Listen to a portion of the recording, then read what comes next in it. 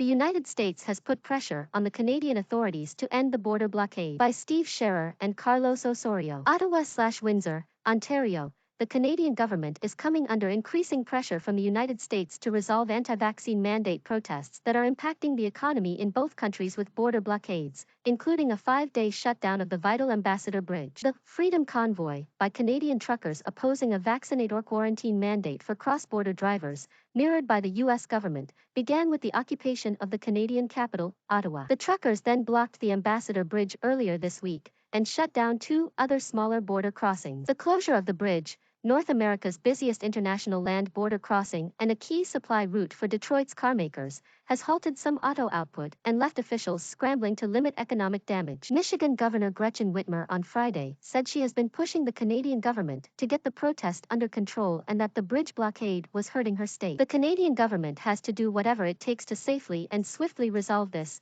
Whitmer told CNN in an interview. The Biden administration on Thursday urged Canada to use federal powers to ease the disruption. Canadian Prime Minister Justin Trudeau said he was working with municipal leaders to end the blockade. Public Safety Minister Marco Mendicino said federal police forces would be deployed to Windsor, near the bridge, and to Ottawa. Mendicino is scheduled to speak with U.S. Homeland Security Secretary Alejandro Mayorkas on Friday, his office confirmed. Ontario's provincial government was also expected to make an announcement about the protests on Friday. Police in Windsor, Ontario, which borders Detroit, said they had received additional resources from outside jurisdictions to support a peaceful resolution to the current demonstration at and near the Ambassador Bridge. In Ottawa, the epicenter of the protests, police were waiting on Thursday for a request for provincial and federal reinforcements to be completed. They have made 25 arrests so far. City Police Chief Peter Slowly expects the reinforcements to arrive in the next 48 hours ahead of a potential rise in protesters in the city over the weekend. This is an entirely sophisticated level of demonstrators. They have the capability to run strong organization here provincially and nationally,